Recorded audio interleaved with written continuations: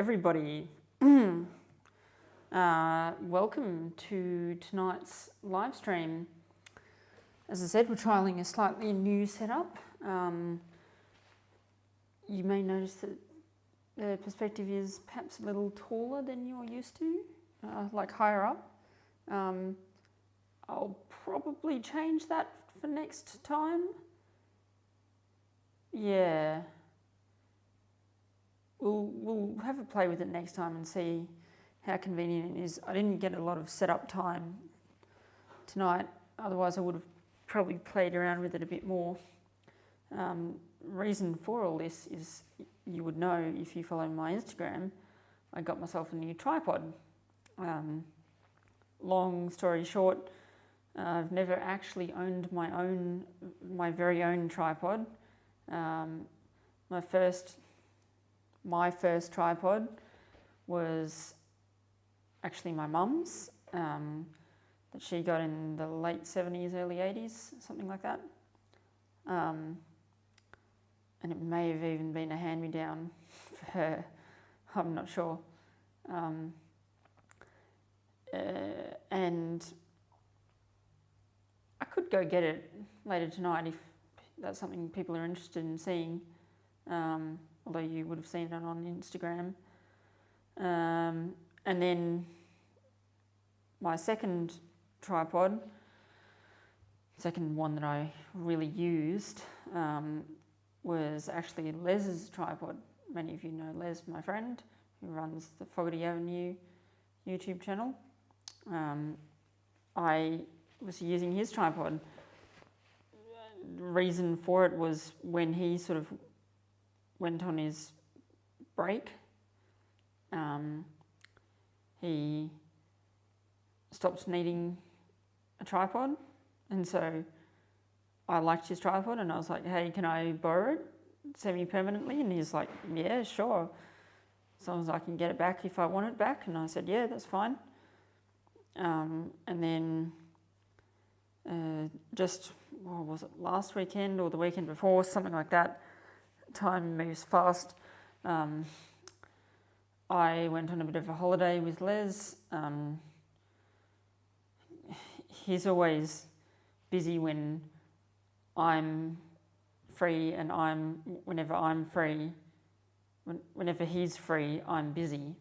So it was great that we were both relatively free. He had a bit of work to do up in the northeast. And so, yeah, we were able to spend a few days together, which was awesome, on a sort of mini holiday.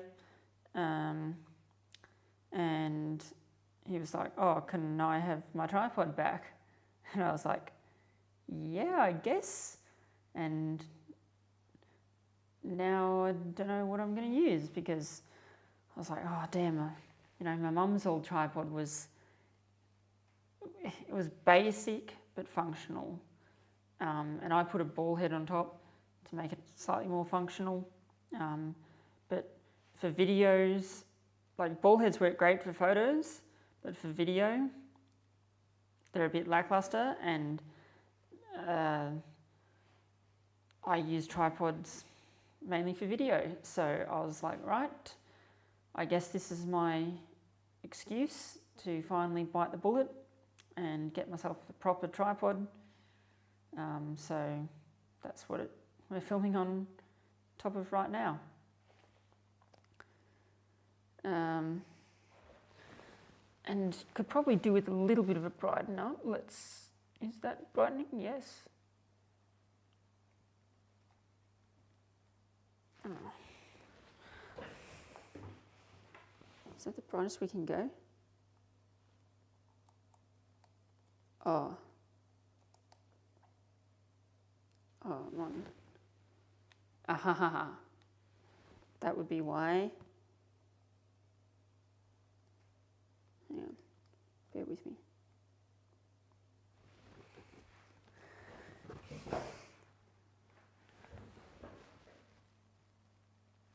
That's better. Okay. Figured out that my exposure dial was set a bit low. Anyway, I should say hello to a few people in the chat. Who have we got? We've got Dark Frosty, who was the very first. We've got Isaac's Railway Vlogs, Matt K183, Stephen, Somali Mapping, Van and Bricks, Will James, and Roderick Smith. Hello to you all. Nice to see everyone. There's been a bit of chatter, so let's see.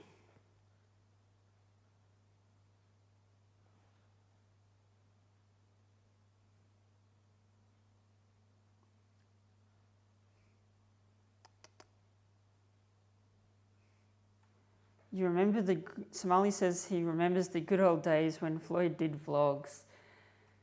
I never called them vlogs, but I guess you could call them that. I'll get back to them one day. I'll get back to them. I haven't been able to for a while because there's been so much stuff going on that, in my personal life, that I've never really been able to edit while doing uni when the uni semester is on, which it is at the moment. So that's the reason why I can't edit right this moment, just time-wise.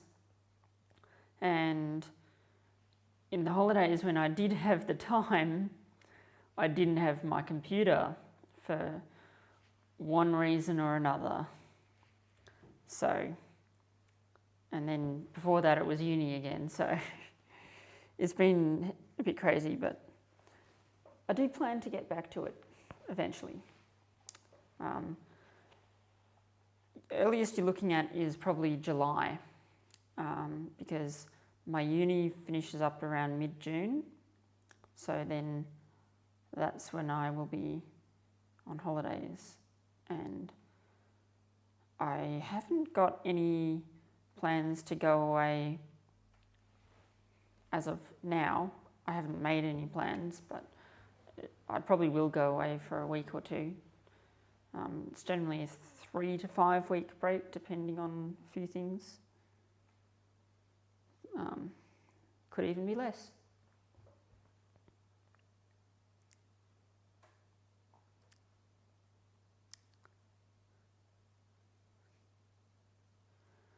Smiley says you got hacked on Discord and you spammed me.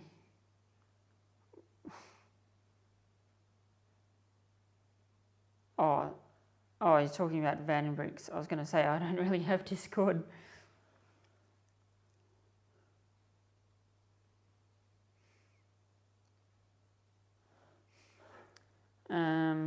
Rod says I'm still faint. I can turn the microphone up a little bit. How's that? That's the most I can do there. Can I do more here, maybe?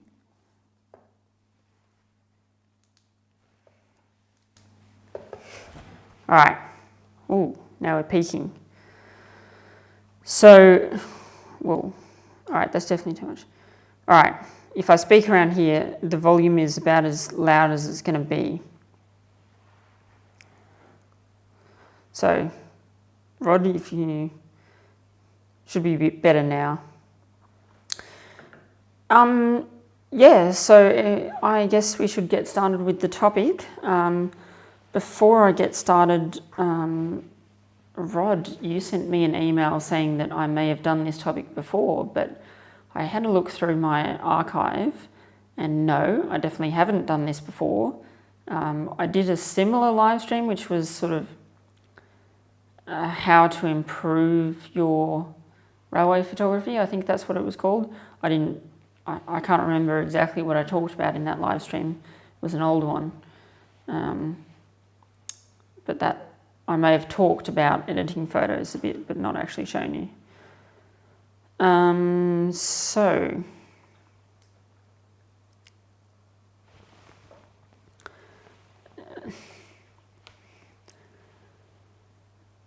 Matt says a good video would be a trip to Melbourne, to Maryborough. The station has so many rooms. Yeah, I've been to Maryborough a couple times. Haven't been in a little while, but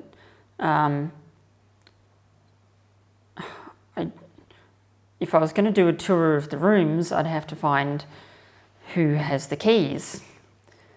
That's easier said than done. So, anyway, so here we are inside of Lightroom.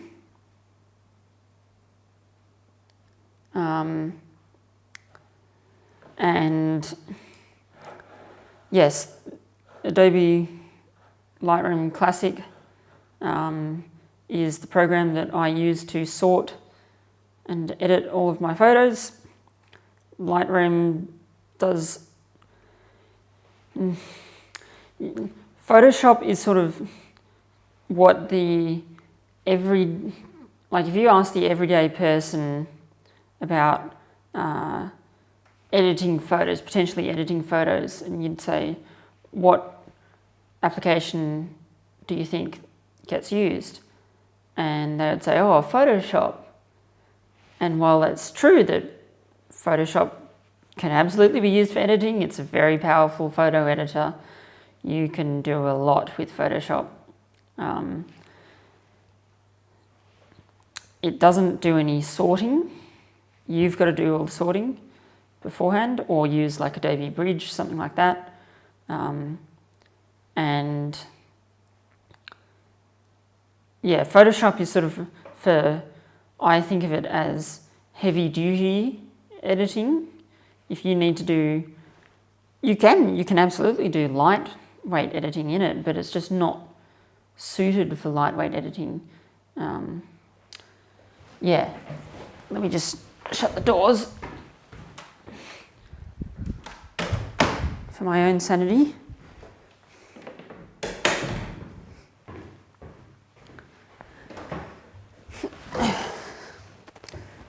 Yeah, so Lightroom is it. So you can see in my catalogue, I've got currently I've got 101,828 photos. So that's quite a few. And you'll see that on the side here we've got the folder breakdown, and so number 5 array is my external network attached storage that I custom created out of my old Mac Pro, 2008 Mac Pro tower computer. So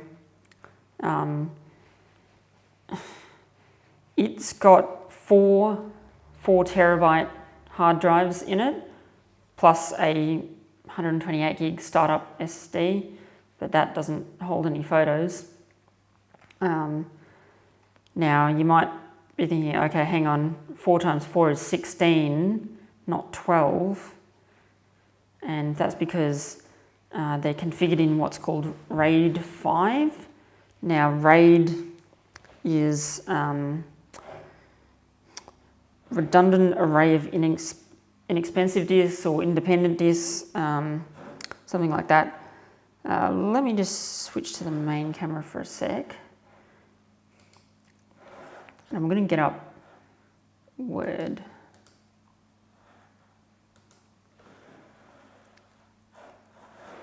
Okay, back to screen capture. All right, so let's just go draw. We're going to be utilizing my fantastic mouse drawing skills again. So basically I've got 4 discs. Actually, how am I going to do this? I think I'll draw it black first. How do I just like, uh-oh, that's not what I wanted.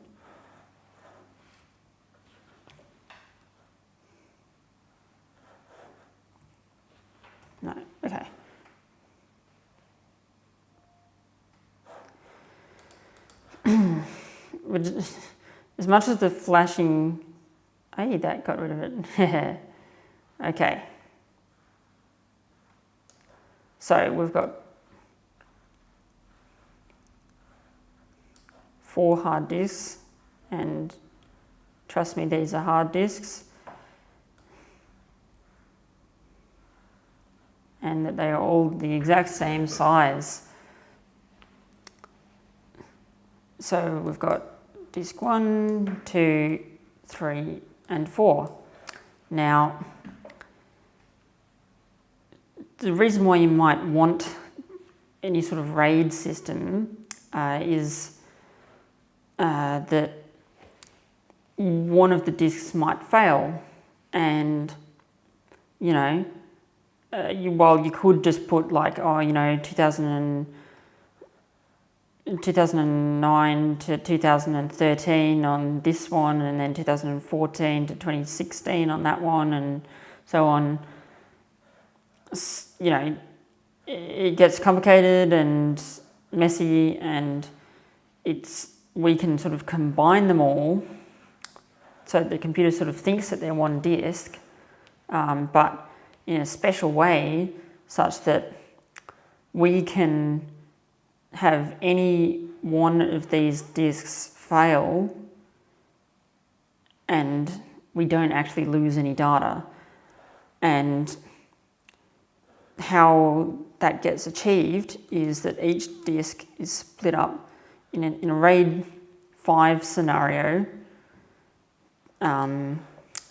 There's different levels of RAID. So RAID 0 just means sort of like if you've got one file, it gets spread evenly across all 4 disks, or however many you've got. And that's great because it's fast to write it. It's fast to write files to the disk because you only have to, you're not limited by the speed of one disk, you're limited by the speed of the 4 disks.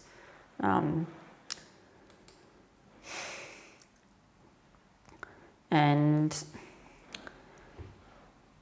yeah, that's great, but you lose one disk, you've essentially lost part of all of your files and no real way to get it back. So, while it's fast, it's very risky.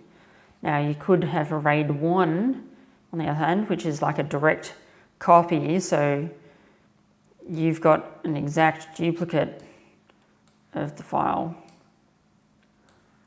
on all of your disks. Now, you think, okay, that's cool. I've got, 4 backups or 3 backups and one sort of main one. And yeah, okay, that's great. But like now you've got 4 disks, but you're only utilizing one of them effectively.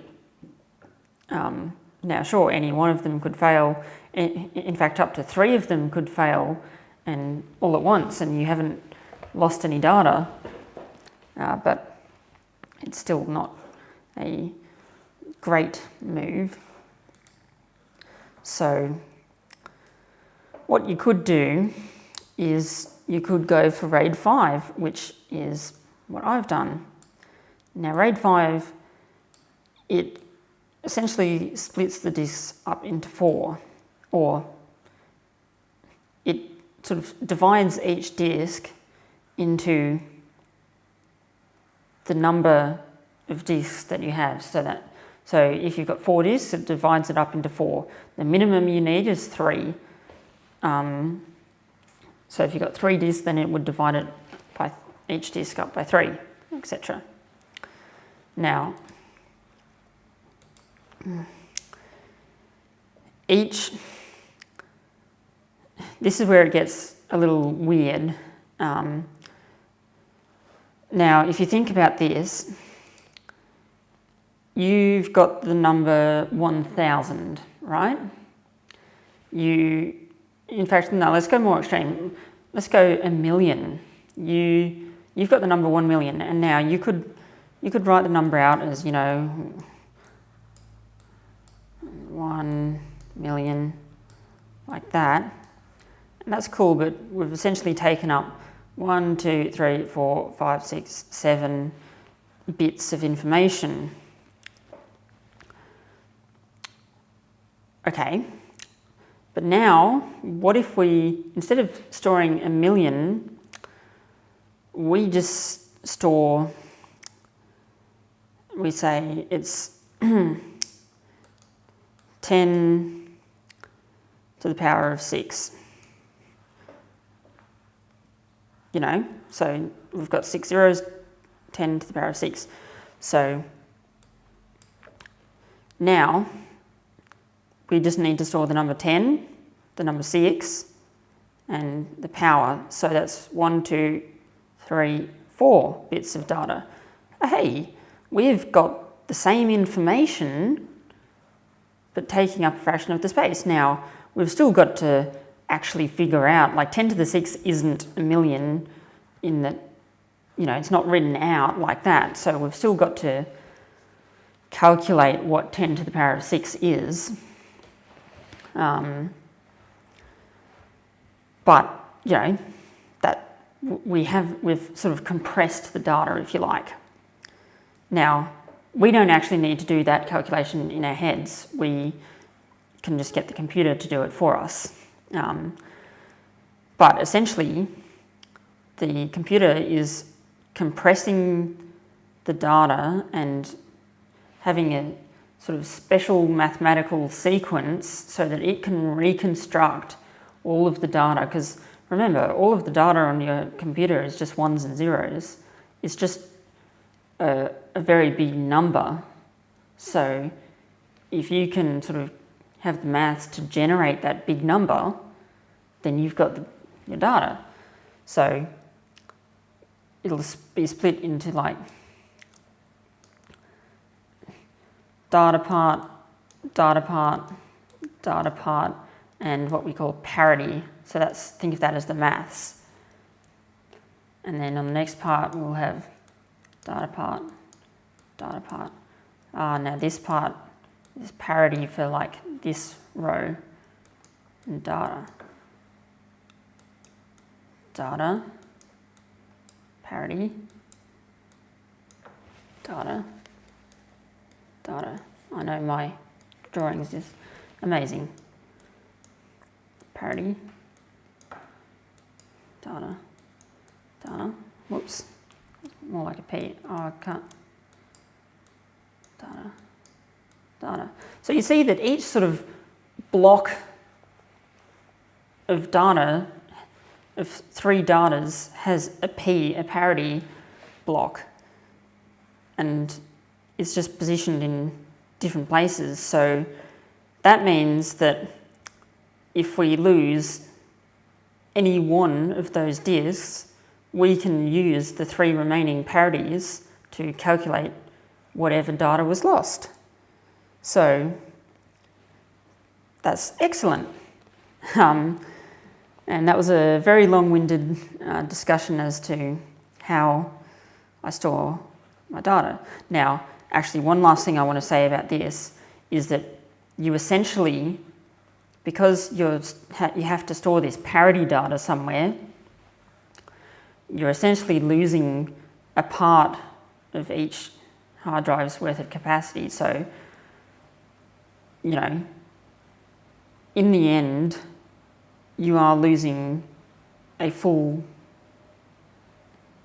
disk of capacity. Something's going on outside, I just want to check.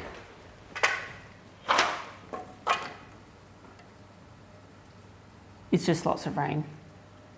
It's just making a weird noise, I think.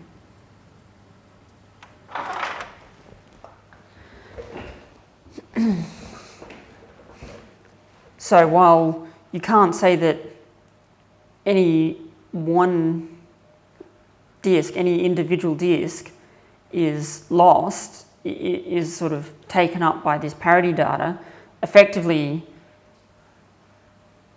you know, a part of it is. So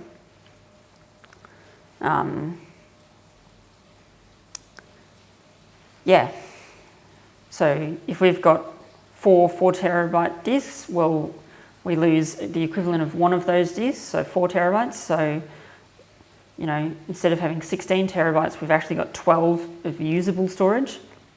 Now, it should be noted that while RAID will protect you if, like RAID 5 will protect you if one disk fails, it can't help you if 2 disks fail at the same time. So, you know, there's other RAID levels which can deal with that, but there's always a trade-off of, you know, you can have more redundancy but less efficiency, or you can have more efficiency but less redundancy. So data centers use all sorts of combinations of RAID levels to achieve their data. Yeah. Looking at some comments.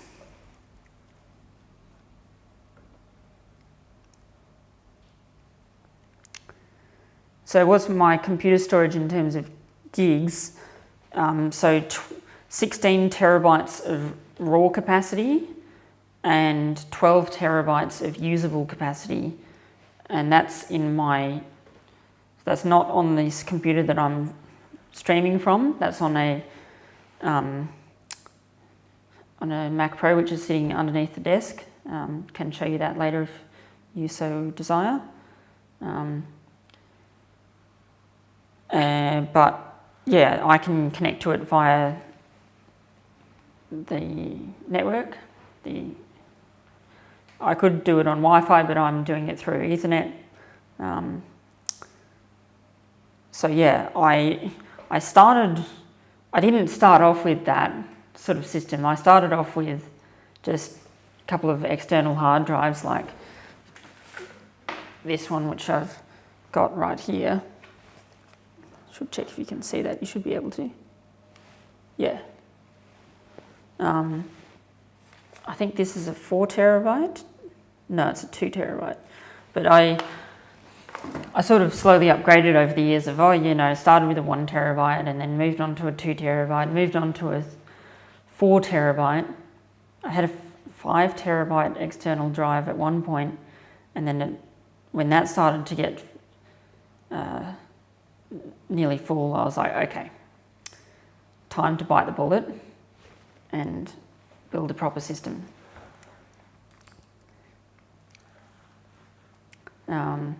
So probably the storage itself was the bulk of the cost. I had to do a few other upgrades, but how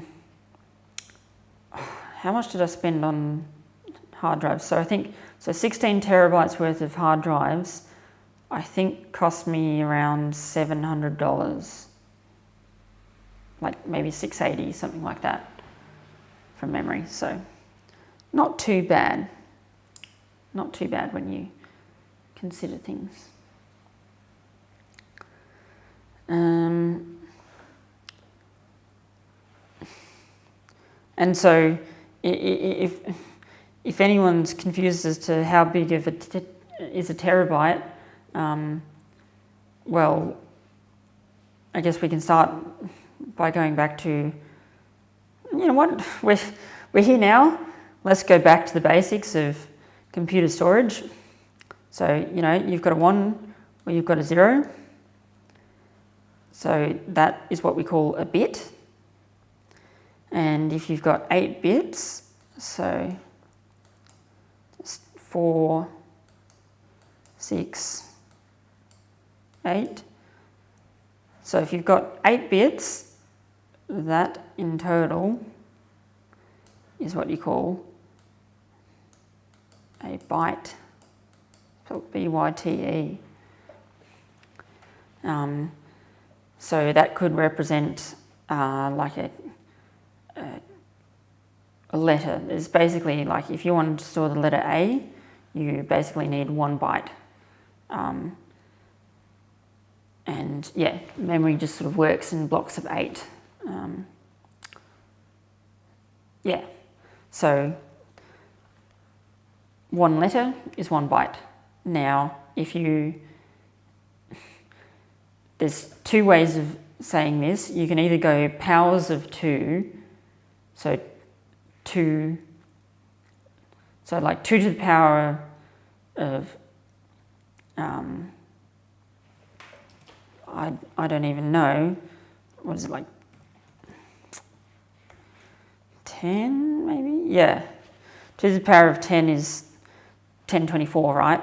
So we could call that a kilobyte. 1,000 bytes is a kilobyte. So this is what I'm trying to say, is that it can either, there's sort of 2 definitions. There's the exactly 1,000 and then there's the 1,024 definition. Now, while there might not be a huge difference at a kilobyte level, once you get up to the like terabyte level, then there can be a bit of a difference. But unless you're working with like really low level stuff, everyone just thinks of things in terms of powers of 10. So 10 to the power of 3 is 1,000, so we call that a kilobyte. Now, 1,000 kilobytes is a megabyte. 1,000 megabytes is a gigabyte. 1,000 gigabytes is a terabyte. So,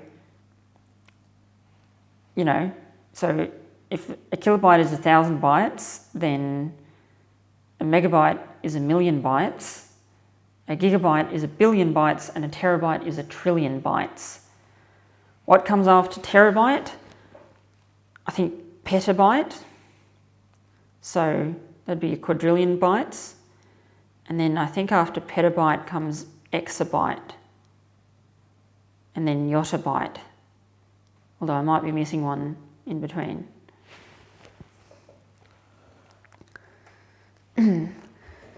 And Albert says, today I learnt Spotlight can be used as a calculator.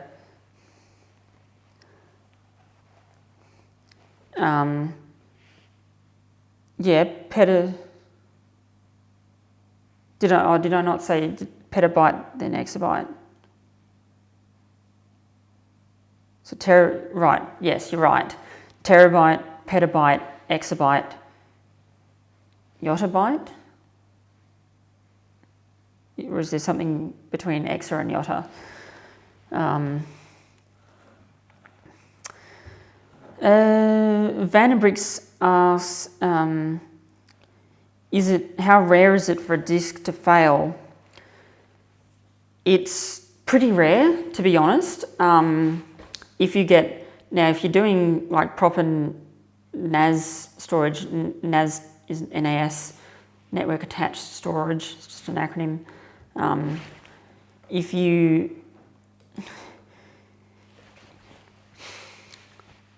you're doing a NAS, you should really get proper NAS drives, and they're just hard drives which are specifically constructed with the idea that you're going to have multiple of them in close proximity. Because if you have normal, I'll call them consumer hard drives, then the vibrations between them could cause some data to be lost. So, yeah, so I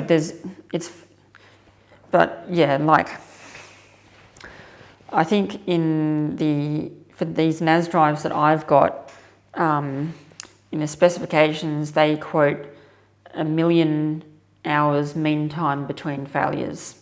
So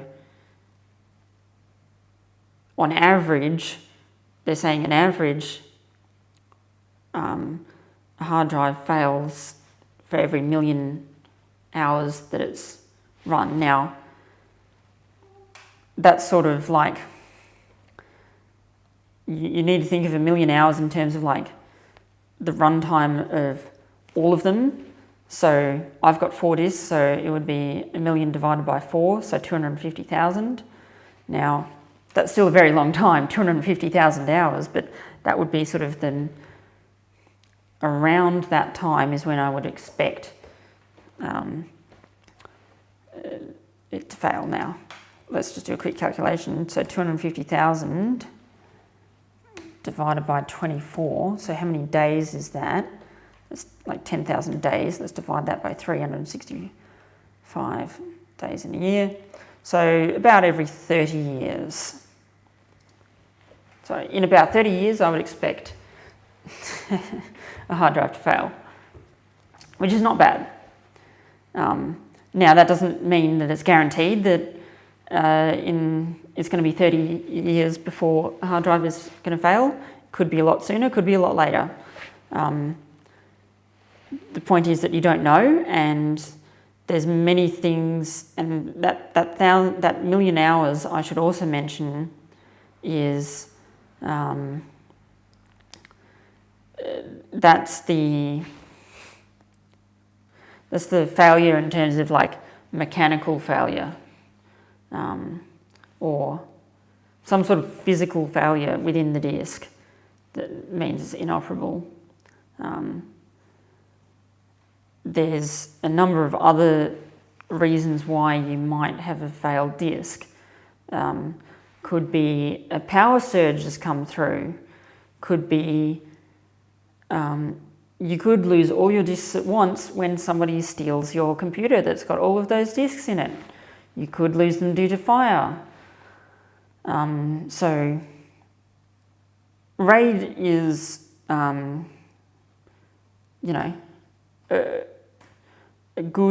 very good system for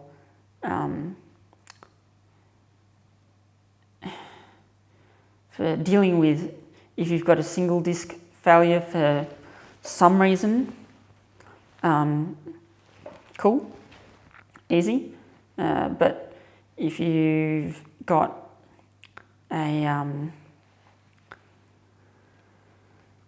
if you've got more than one disk which fails at once, or the data is lost somehow, then RAID 5 at least can't help you. Any RAID won't help you if you lose all your disks at once, which could happen in power surge, fire theft. So that's why you always want some sort of,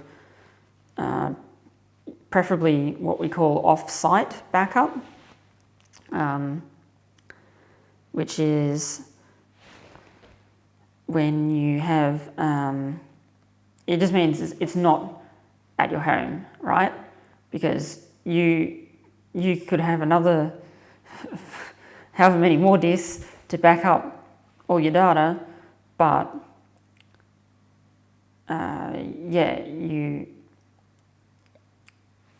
they could be lost in the same reasons, flood as well, or there's many things. So it doesn't. So you can either set it up. An offsite backup, I could literally I could set something up in Les's house, for example, an identical backup system, and I could set it up so that it automatically backed up to Les's house, and then if my house was ever robbed or something, then that sucks, but at least I haven't lost the photos, because I can just go to Les's house and copy all of the photos. But yeah, that obviously you've got to do your own maintenance, you've got to buy more hard drives, etc. So the option that I went with was cloud storage. So, the cloud can be a bit mysterious to some people. It basically just means that it's somewhere on the internet, and from my end of things, it doesn't actually matter exactly where it is. It obviously will be somewhere physical, it'll be stored in some physical data center somewhere, but for me it might as well be in the cloud, like in the physical clouds. It's just, removed from me. So I pay for Backblaze, which is a United States-based backup service, it cost me, I think $6 a month. That's for unlimited backup. That's pretty damn good. I don't think they offer this service in Australia, but I know in the US they offer that if you ever wanted to restore your data, you can either download it all, but that would take forever, or you could opt for, I think it's available in anywhere in North America, but not outside of North America. You can pay a deposit, which is the cost of the hard drives, and they will ship you new hard drives with all of your data on it, and then you copy all your data, which is going to be a lot faster to do in person than trying to download it all, and then you ship the drives back to them and you get your deposit back. So that's cool if you live in the US or Canada or something. But yeah, otherwise it's not available in Australia, so if I ever had to restore my backup, I would have to download it all, and no joke, that would probably take months, because my initial backup took about a month, I think. Yeah, it's a very slow service.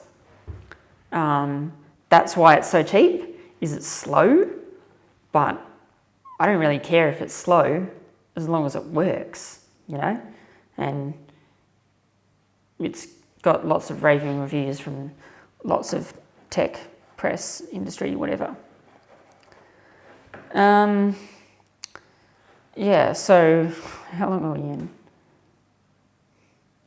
We're almost 45 minutes in and we still haven't gotten to the photos. It's going to be a long stream tonight.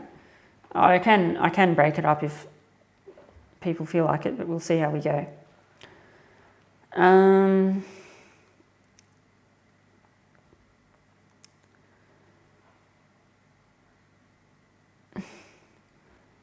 Yes, a few comments about my awesome artwork in Word.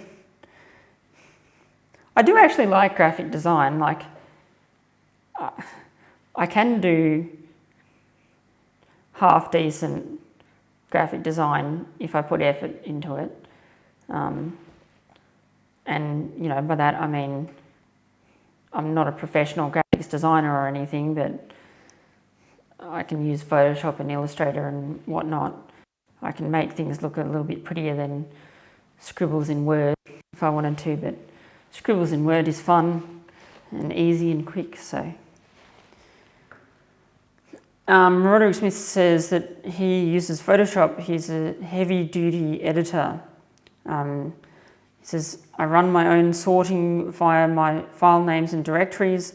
I've been stranded on the laptop for 3 weeks and have been stuck with GIMP. Horrible. Yeah, look, I used GIMP. GIMP was probably my first introduction to photo editing, and GIMP is great for free software, but you quickly realise as soon as you start paying for software that it's paid for a reason and you get what you pay for. So, yeah. And yes, I know Rod's editing. So I should mention that Lightroom, the sorting is still via your own file system and whatnot. Lightroom just gives you more tools to sort of manage that, and I'll talk more about that a bit later.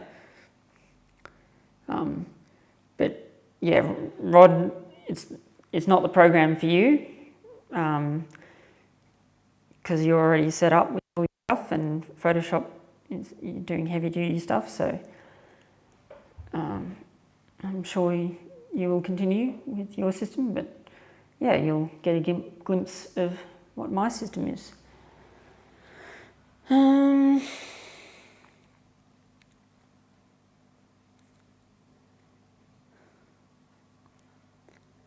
Stephen said, speaking of data storage, the film Toy Story 2 was almost accidentally deleted from all Disney/Pixar's data storage, but luckily it was able to be restored.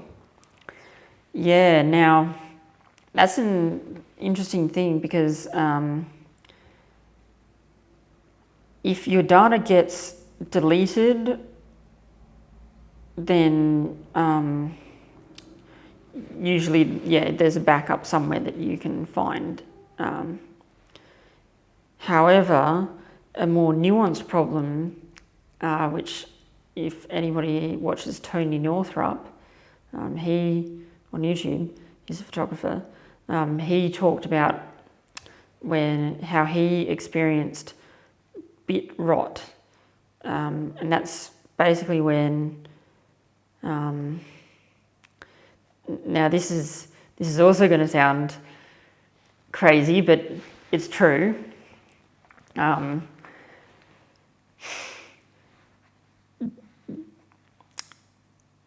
Cosmic rays from outer space come down into the atmosphere. Now, there's quite a few of them, but they don't affect us on an everyday basis, so we don't really think about them, but trust me, they're there. My microphone's still good? Yes, okay. Just knocked it. So cosmic rays come from outer space and they don't affect us every day, so we don't really think about them or worry about them, but while they're not powerful enough to affect us in any, affect us physically in any meaningful way, it can shoot through a computer storage hard drive, and because data is essentially stored as magnetism, if it's magnetized, it's a 1. If it's not magnetized, it's a 0. So data can sort of be, bits can be flipped. We call it bit flipping, where the cosmic ray comes down, and if it's magnetized, whoops, it's no longer magnetized. Or if it's nothing, then whoops, now it's magnetized. It could be either, it could be none. But yeah, or it could just sort of reduce the magnetism so that it's still sort of there, but sort of not. Hard to read. Now, that's interesting that can happen, and if the computers have got a few things that are built in to help correct for that. There's nothing you can do to prevent it, but in a similar manner to what I was discussing earlier about how you've got the parity blocks, you can do something very similar along the same lines, to sort of check every now and then. You don't know if a bit has been flipped until you go to read it, and it can be hard for the computer to know, was that a bit, it could be a bit representing a pixel, right? And so it could turn the pixel from red to green. Does the computer know that pixel was meant to be red but is now green? No, but you might know that pixel was meant to be red. So you can have these parity bits so that the computer can know that, oh, okay, a bit isn't what it's meant to be. So, yeah, you can correct for that. And you can even correct for flipped parity bits. Yeah, I don't fully grasp the raw mathematics of it, if you like, but you know, you can still have an idea of roughly how it works. Yeah, well, I can understand simple things like, oh yeah, 10 to the 6 equals a million. How do you do that on the scale of billions and trillions of bits? That's beyond my scope. So, Albert says cosmic rays do cause genetic mutations, so they do affect us at some level. Yes, you're right. They do cause genetic mutations, and our body sort of has their own sort of parity bits, if you like, but not as rock solid as computers. Now, computers isn't entirely rock solid, but yeah, we can correct for it to somewhat, but yeah, cosmic rays can contribute to aging. So yes, it affects us, but what I was saying before was it doesn't affect us. We don't sort of feel it on a day-to-day basis. We can't go like, oh, there was a cosmic ray which just hit me. Oh, there was another cosmic ray which just hit me. You know?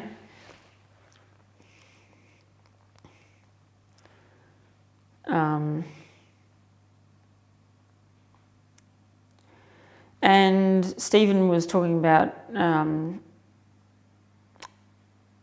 bytes and the naming of different powers of 10 of bytes, or powers of 1,000, I should say. So exabyte, zettabyte, then yottabyte, from smallest to largest. Thank you for looking that up, Stephen.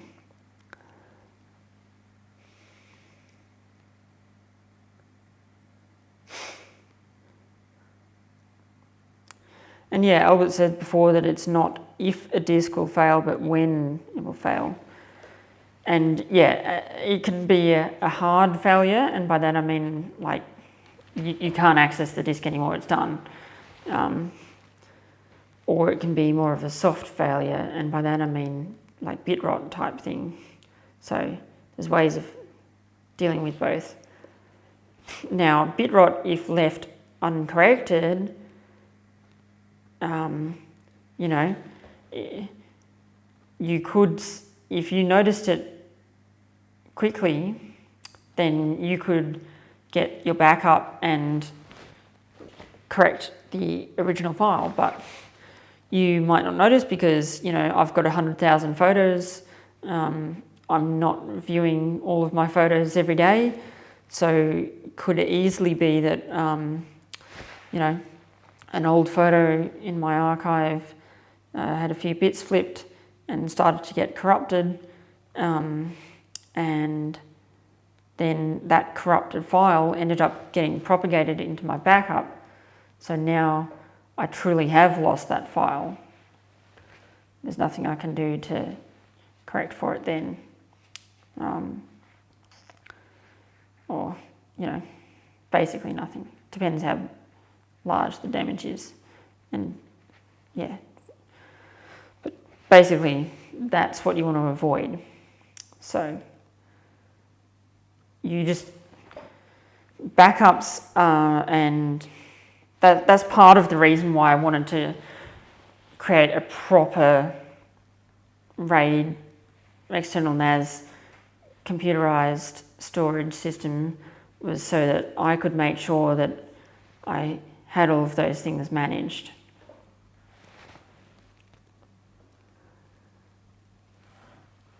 So, yeah.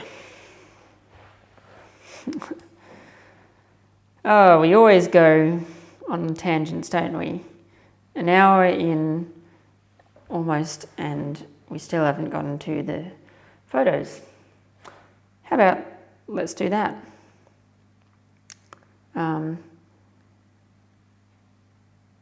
Yeah, unless you want me to stop here. It is past 10 p.m, but or I can explain a few things about storage and leave another part to another day. Photo editing, not storage, sorry. I can explain a few different things about, like, I'll just share my screen briefly. Like, I could explain sort of my sorting system, and brief things about, like, how I could do brief, yeah, I could split it that way. I could say brief sort of 15-minute talk about how I sort my photos, and then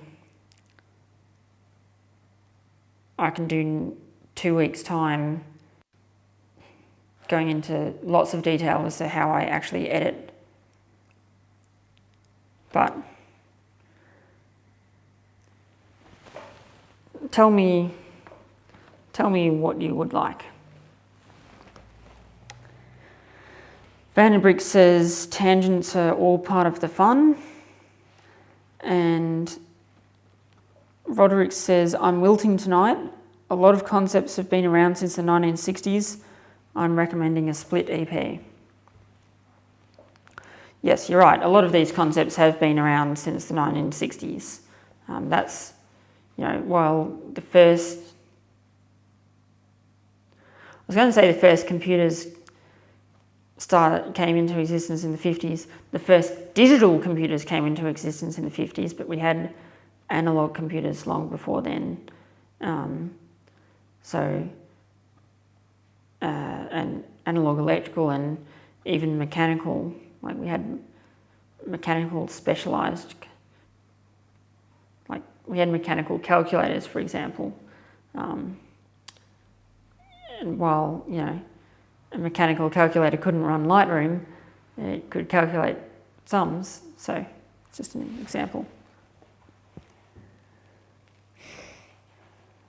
Albert, what are you specifically saying? Like, are you saying I should split it into, today we'll talk briefly about sorting, and then 2 weeks' time we'll talk about editing? Or are you saying that we should go through editing as well tonight?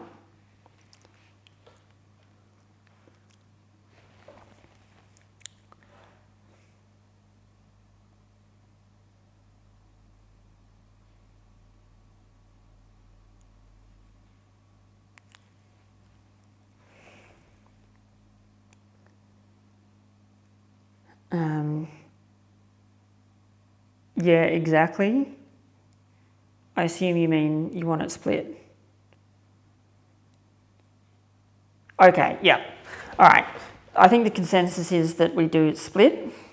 So I'll talk about sorting tonight, and then I will do a whole episode on the editing side of things in 2 weeks' time. All right, cool. Agreement. So, I've talked about how I have the number 5 array. Why do I call it number 5 array? Because it's arrayed 5, and it's an array, it means array. I could have called it RAID 5, but I thought it was cooler to call it number 5 array. I don't know. So let me just stop screen sharing for a bit, and then let me get up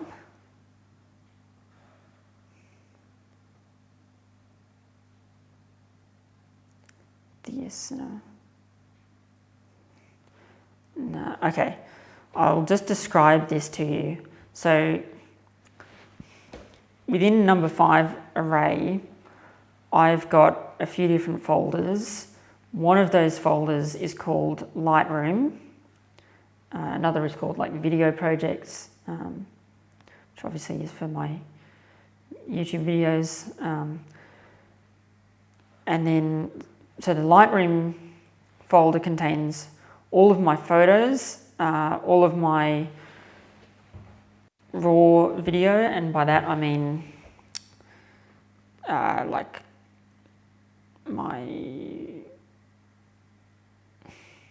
like the footage which comes straight out of camera, all of the clips that I haven't done anything at all to, that goes in the Lightroom folder because it's just convenient. And then, yeah, so then I'll share my screen again. So then within the Lightroom folder, we've got all of these folders right here. So you'll notice the main things is I split things up by year. In the future, I may end up sorting things further by decade, but I'm, at least a few years off doing that. I'm fine with just splitting it by year for now, but who knows, in 50 years' time, I might want to sort it more, but it's easy enough to do if I decide that later down the track. So within each year, like 2022, for example, I've got these subfolders. So the main ones are trains, trams, and urbex, and then I've got other. In previous years, I've called it personal, and by personal, I didn't mean that it was sort of like unique to me. For example, Rubicon Camping 2019, like, okay, that was fairly personal to me, but Murray Sunset National Park, for example, I went with Rod. There you go, there's a photo of Rod having a snooze by the campfire. But yeah, it just didn't fit into the other categories, so I've renamed it Other this year.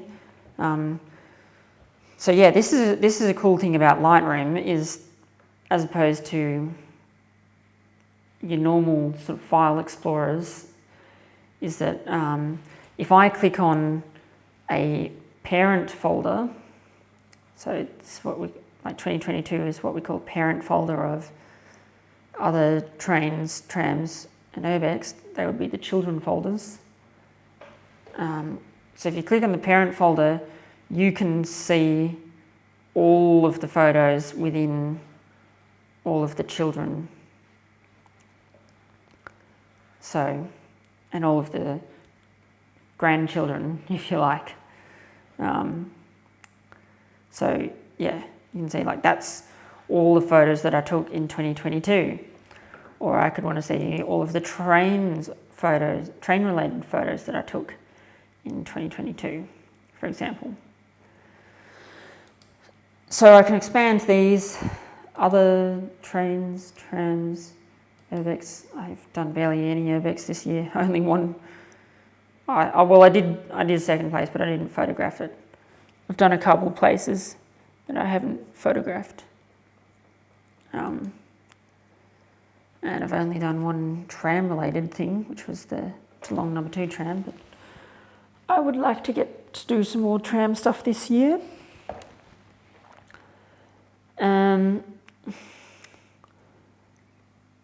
So basically, when I first take the SD card out of the camera and put it in my computer, I initially, using this import button down here, I initially put it into a folder, generally in trains, because that seems to be the majority of my photos. And then I can move it to other folders later. But I call that folder shit to sort. So you can see you've got a bunch of different things mixed in here, and I need to sort it all. One little trick, I guess you could call it, or hack, or I don't know what you want to call it. I don't know if you've ever forgotten an SD card. I certainly have. There's two remedies to that. The one remedy is buy another SD card and have it in your backpack or whatever, so that if you have forgotten one at home, then you're still not up shit creek. You know, you've got one available. And the other thing, now I do have spare SD cards, but I also, you know, I don't really want to forget an SD card in the first place, because, you know, the ones in my backpack can be used as overflow storage if I take too many photos or videos. The trick that I use is when I open the door for the SD cards on my camera, I don't close that door until I put an SD card back in. So that just helps me, because if I forget to put the SD card back in and I pick up the camera, you know, in a few days' time to go out and photograph something, I'll go, hang on a minute, the SD card door is open. That must mean that I haven't put an SD card back in. Indeed I haven't. Cool, take it out of the computer, put it back in the camera. Great, I didn't forget an SD card. And while we're also on the topic of backups, I'm lucky enough to own a camera that has 2 SD card slots. That's not available on the vast majority of cameras. It's only really a feature of higher end cameras. I think I was looking this up the other day, if you wanted to buy a Sony A7 Mark III, which is what I've got, used, it will cost you about $2,000, so not cheap. I wish cheaper cameras included multiple SD cards, because, you know, backup, you can use them in different ways. Like you can tell the camera, oh, I want to put photos on the one and videos on the other, or raw photos on one, JPEG on the other.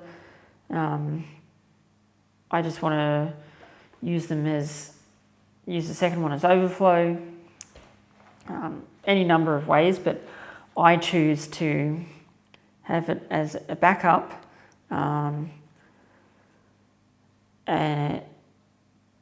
For if a card fails, or if I accidentally delete a photo, or, you know, something happens, and there's many reasons why I like having 2 SD cards. So yeah, speaking of which, I take all of my photos in RAW format. You see the file name down here is .arw.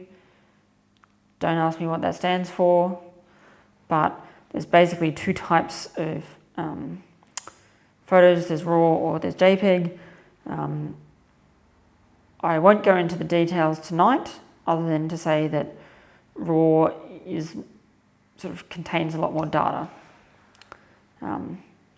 and gives you a lot more to work with in the edit suite. So that's why I choose RAW.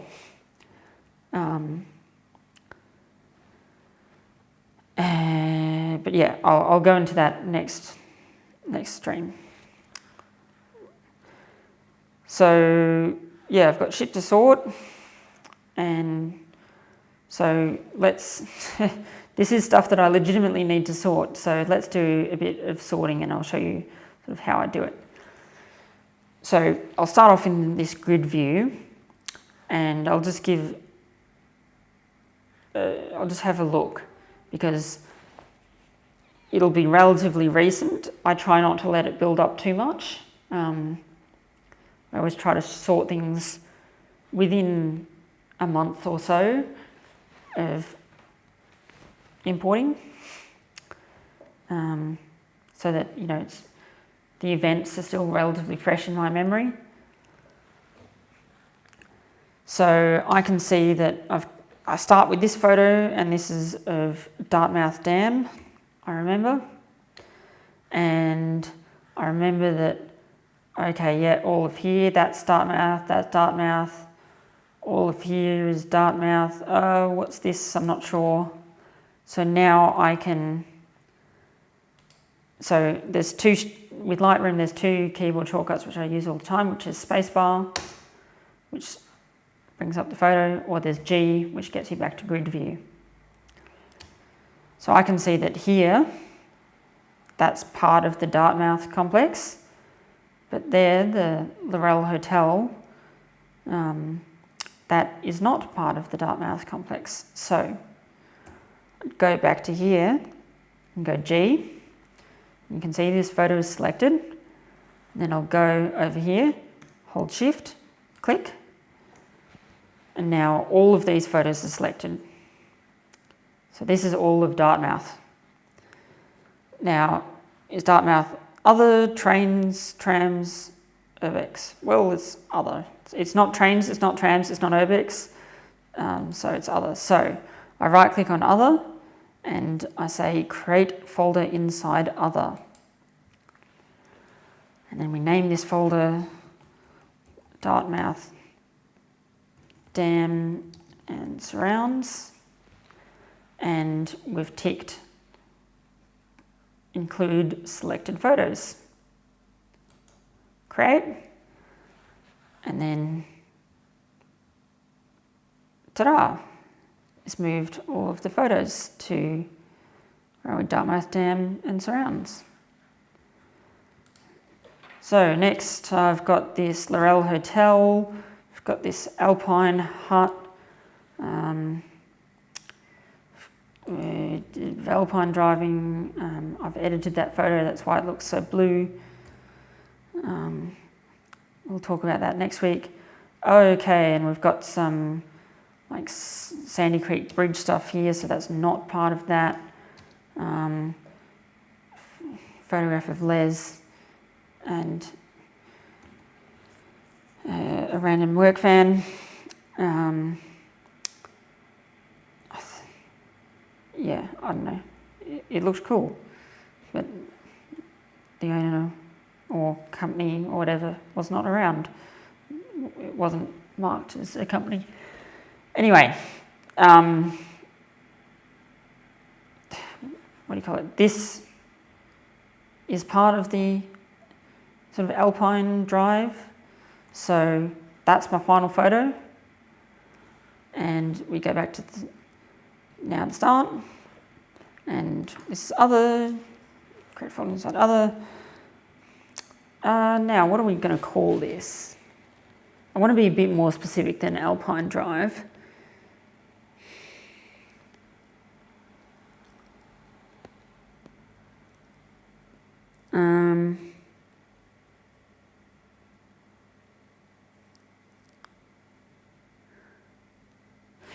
call it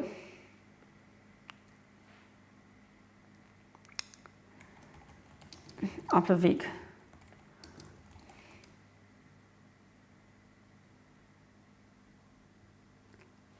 Maybe. I'll call it that for now, and I can always change it later.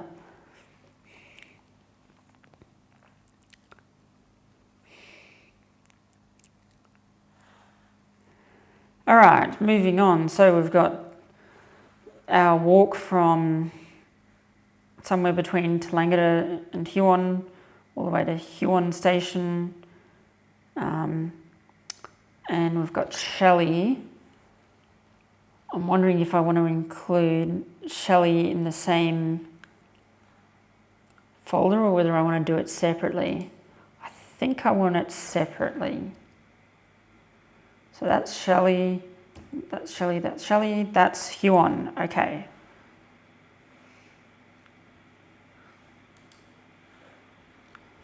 And now this is trains. So we go create a folder inside trains, and we're going to call it, I'll say Tallangatta-ish to Huon walk.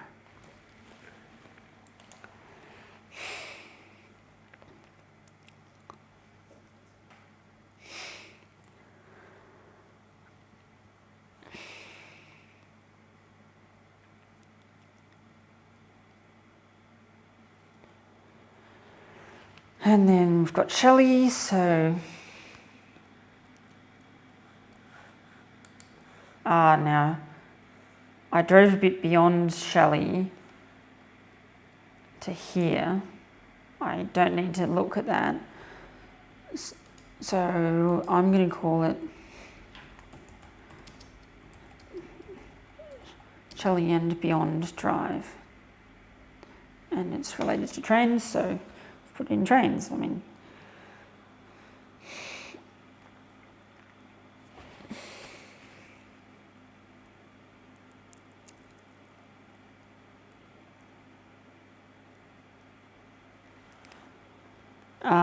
now we've got the Bogong Creek railhead. I walked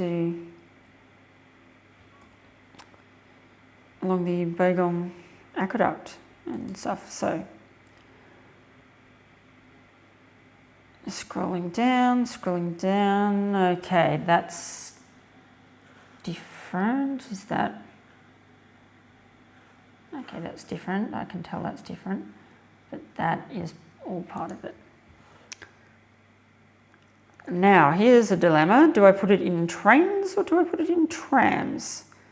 It's not a tram in like this, Ballarat tramway sense, but it's a tramway in the sort of light rail sense.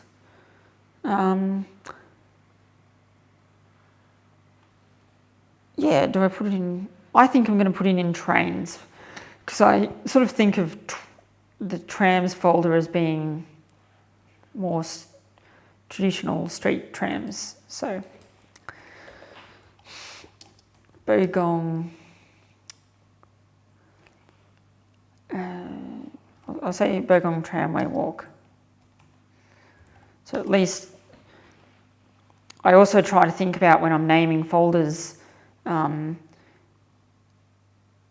like if I want to search for it in the future and I might not know that it was, I might have forgotten if I did it in 2022 or 2021 or whatever, I can search for, is it Bogong, I can search, oh yeah, Bogong Tramway Walk, it's something that I would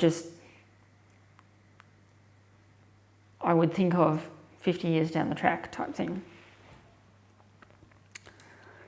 So all of the photos which are left, actually no, we've got two separate things. We've got this, which is is it Guy Dam, yeah. And then that's which is the Clover power station. So two sets will go.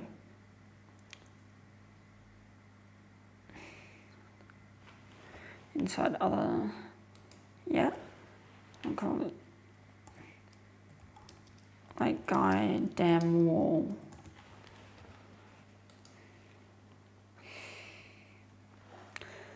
Now, I've got another dilemma here, where, oops,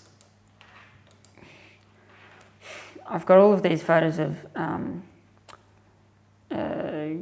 what do you call it, Clover power station, but my dilemma is I can make it its own folder, or it was relevant to the Bogong tramway walk. I think I'm going to have it as its own folder. Now, since this is the last one, and the last set of photos in this shit to sort folder, I'm actually going to rename it to Clover Power Station. Hey? Why does it come up with a... And then I want to move it to other? Oh, it seemed to figure it out. So yeah, there we go. I've moved it to other by just dragging and dropping. So, looking at a few comments, and how are we for time? We're running sort of 20 minutes over time, which is not bad by my standard. Hello, Sam. Roderick Smith says, my father classified and there were always borderline cases. I use date as unarguable for unprocessed photos. Processed ones go into thematic files. Even then, a lot are dual. Yes, and I was always aware that that was going to be a thing, and that there's always going to be overlap and whatever. I figured that it doesn't. I've got so few categories that, or such broad categories, I should say, that, you know, it's like, okay, Bogong tramway, is it trains or trams? Well, at worst, I just look at both and find, oh yeah, there it is. Or I can search for Bogong. Hey, here we go. It tells me exactly where it is. Bogong tramway walk.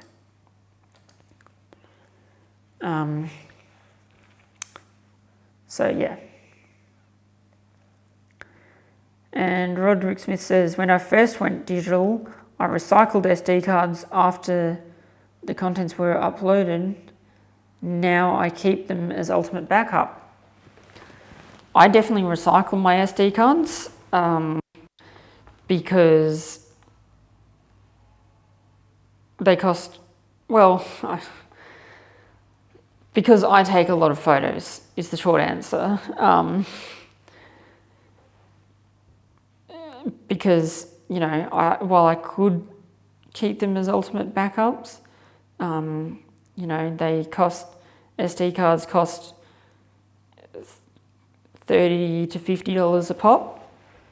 I personally have, most of my SD cards are 128 gigabyte SanDisk.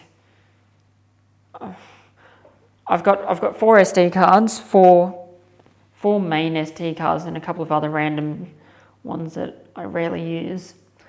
But the 4 main ones I use, I've got a Sony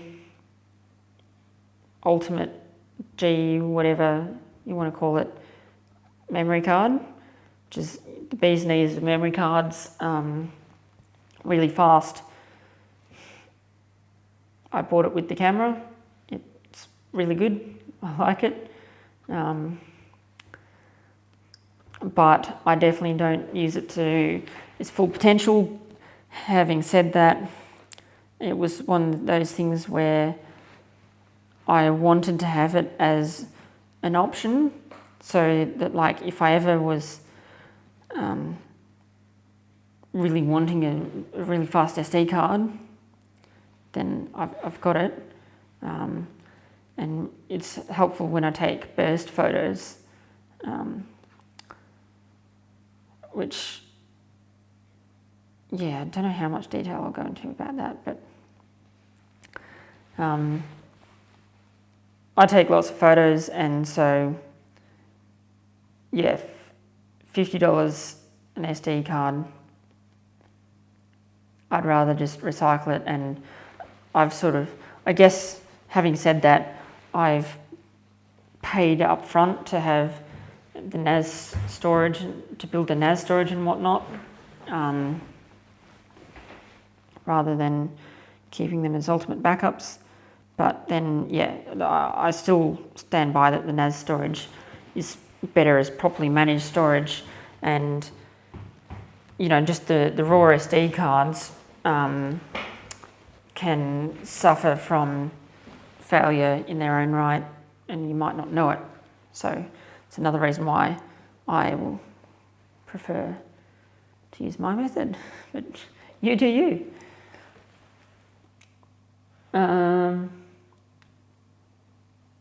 Soup, SOOP, asks me, have I ever been to Beechworth? What do you rate it? Yeah, I've been to Beechworth. It's a nice town. Railway station is nice. Don't know what else to say. It's touristy. Make of that what you wish.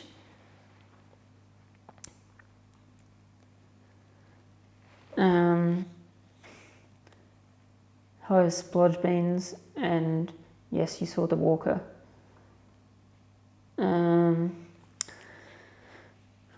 And Rod says, most railway enthusiasts start with detailed cataloguing, then drop that as a life and living, soaking up the time. I went from labelling slides to labelling boxes or labelling black and white films. I'm lucky in that in the digital age, you know, a lot of the stuff is stored as metadata, right? So, you know, I've called this Clover Power Station, and that's enough for this group of photos. You know, I wouldn't call it incredibly detailed. I'm not captioning each individual photo, but I can tell from the metadata that, you know, what date did I take it at, what time did I take it at. Oops, that's not what I wanted. I can go further and display what camera settings I used. So it was dark outside. I know it looks bright relatively, but trust me, it was dark, like as dark as it is outside right now. Maybe a little bit brighter, but still, you know, 6 p.m. Think about how dark it gets at 6 p.m. So that was taken at a 10th of a second at f4, ISO 204,800.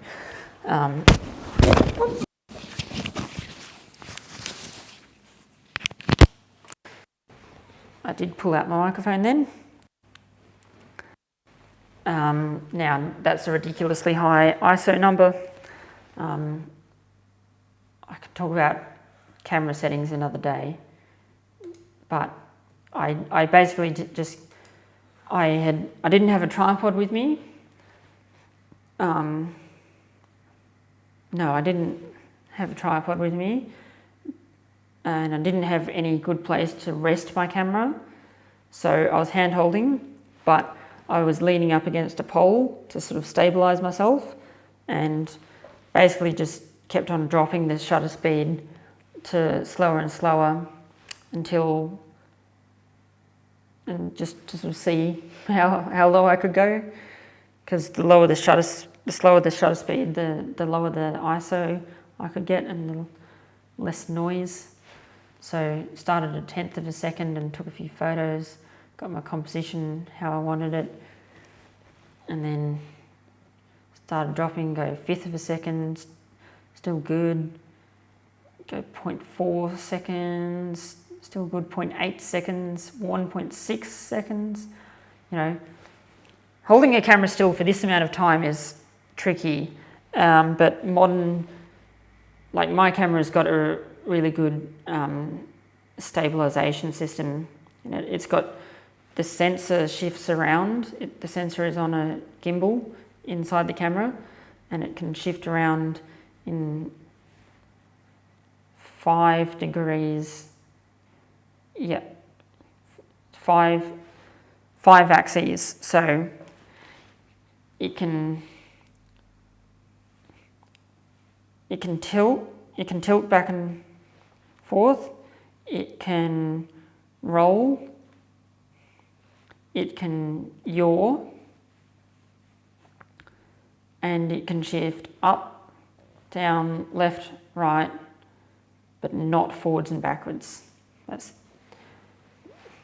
It can't do forwards and backwards, but that's good because you don't, that's not sort of the movement that you're doing.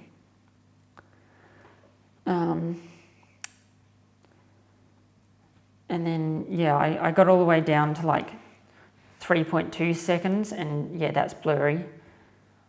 And I was really just like taking multiple photos to just see if like, can I nail just one? Like it doesn't, I'm like, okay, I moved around a little bit. That's not the sharpest photo on earth, but still not bad for hand holding it for 3 seconds. My God. So yeah, 1.6, 12,800 ISO is what I got down to, getting like a proper, not too shoddy shot.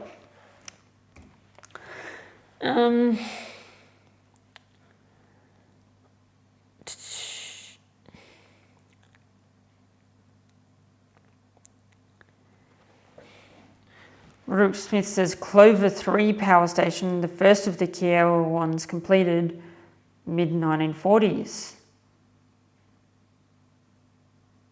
Okay, I didn't realise there were 3 Clovers, or maybe they've been renamed. I'll have to do some follow-up research on that, because on Google Maps it was just labelled Clover Power Station. Now, I'm well aware that that could be wrong, and it could be Clover 3, but I believe it is, we are talking about the same one, at least, that, yes, the first of the Kiowa ones completed in the mid-40s. And Albert says, interesting how operating systems are slowly trying to get us away from sorting photos in folders and to depend on built-in metadata / file name searches. Future generations may never use folders. Yes, and I think that if you can get that to work, great. If I don't have to sort it in folders and I could just search it by metadata and whatnot, awesome. But a lot needs to happen before that is the case.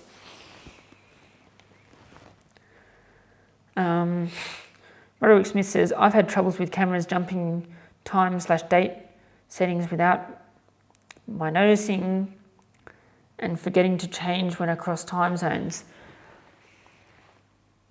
Well, I could change the metadata here.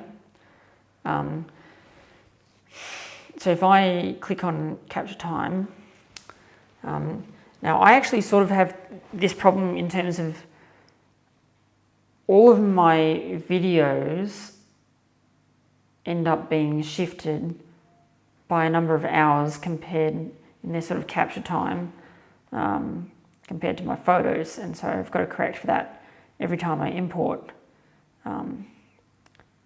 I'd already corrected that in shit to sort, so you didn't see that, but I can either say adjust it to a specified time and date, so I could tell it that, okay, you know, it from the metadata it thinks that the original time was that, but I want to call it that it's actually the 22nd of the 3rd, 2023. Oh, it doesn't let me do 2023. Oh, no, it does. At 7 or 8 p.m. I'm not going to do that because that is the correct time.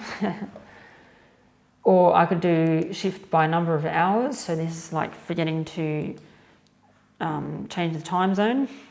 You can select the photos and go, oh, you know, I was in this photo in this time zone and it's this far off or whatever. Or I could just change it back to the file's creation date. So that's what I actually do with my videos, is that they come out with a funky capture time, which is different to the original time. So I will just sort of, let me find a good example. If I go to Bergman Tramway Walk, I can sort by attribute, kind, just videos. So then I can select all of my videos and go capture time, change the file's creation date for each image or video or whatever, and ta-da, that's done it. Obviously showing no difference because I've already done it.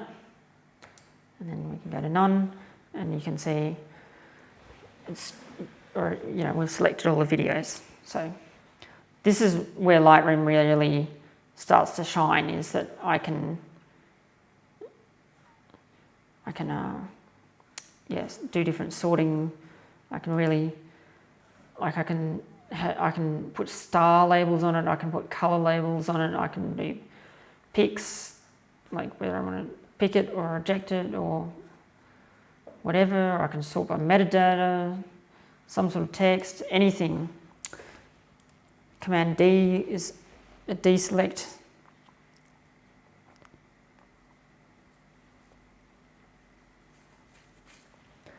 Okay, Rod's telling me that it's Clover 3, and without doing any of my own research, oh, I will, but I'll call it Clover 3. I'm sure it's correct.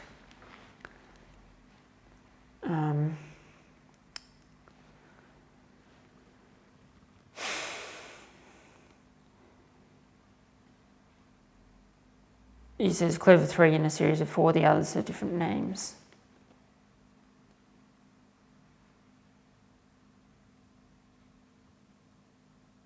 Oh, okay, hang on, you talking, yeah, okay. So it's not actually called Clover 3. It's the third of the Kiowa scheme. Oh, maybe. No, I'm leaving it as is, and I'll do my own research after this and sort it out properly.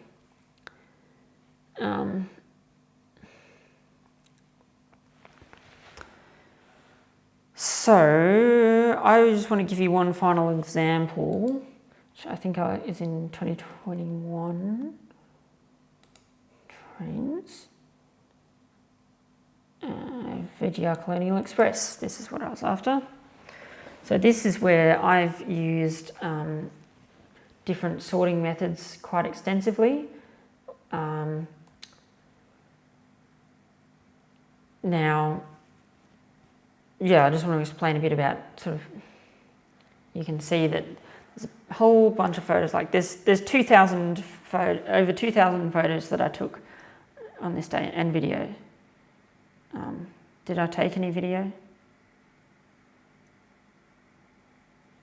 Or did I just take photos? I think I just took photos.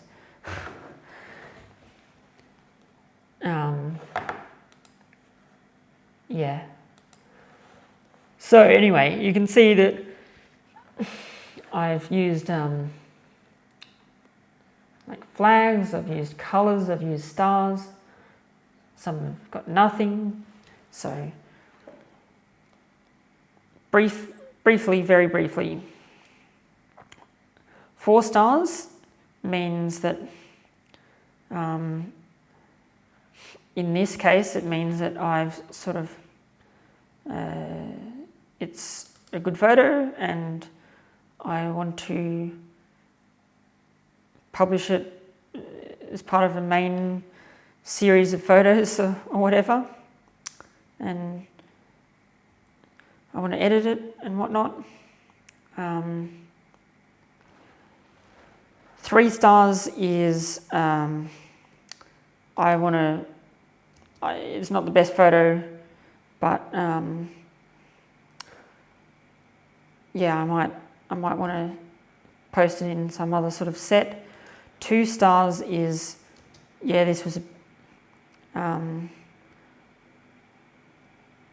like not the best photo. I don't really want to publish this anywhere, but I do want to keep it.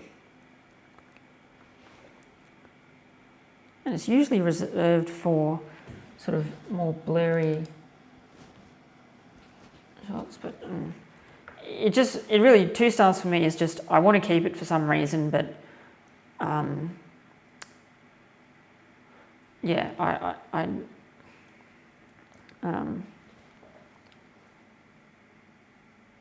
it'll just prevent me from accidentally deleting it, basically. 0 just means I may or may not have looked at it, and like that photo, for example, you know, that's blurry, so I'd give that a 1 star, which means for me, no troubles with deleting it.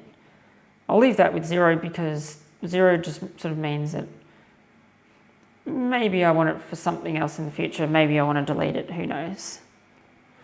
Don't want to look at it. Don't want to make a decision at this moment.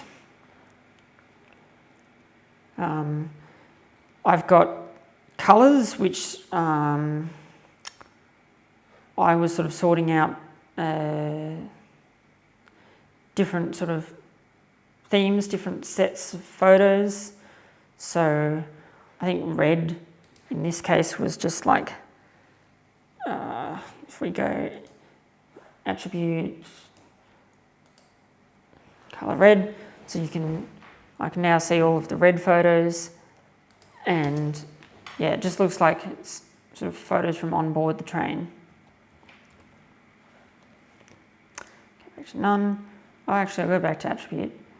And I think that the flags was sort of like, what was that exactly? I can't remember exactly what I used the flags for, but I think it was just sort of like I wanted to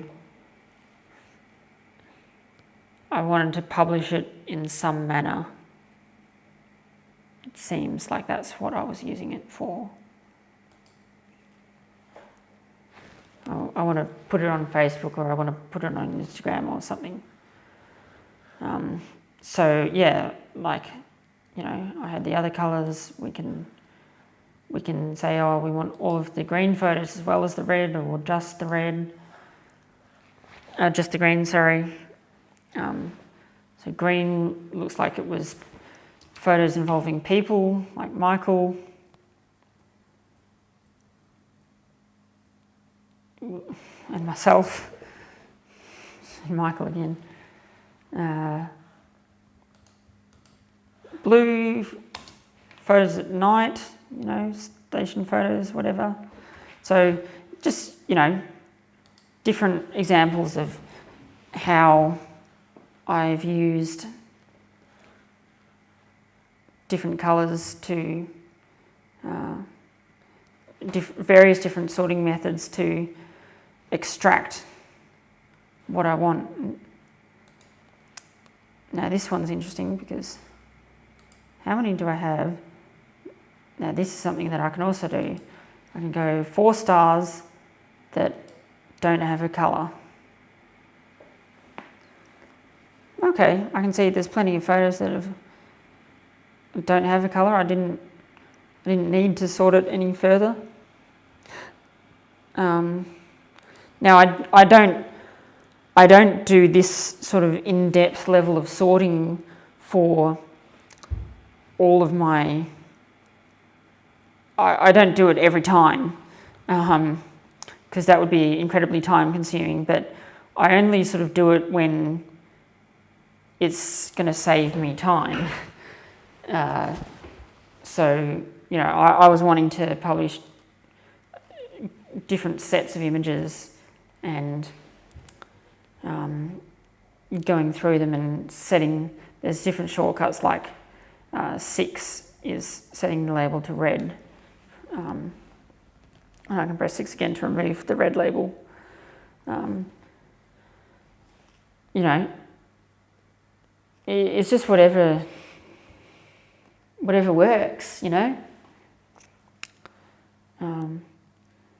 If the colours make it's easy, because I can just sort of go through one by one and go, oh, you know, that photo is a red photo and that one is not. And then I can go, okay, well, you know, show me all the photos that were 4-star and I labelled red. Oh, there you go.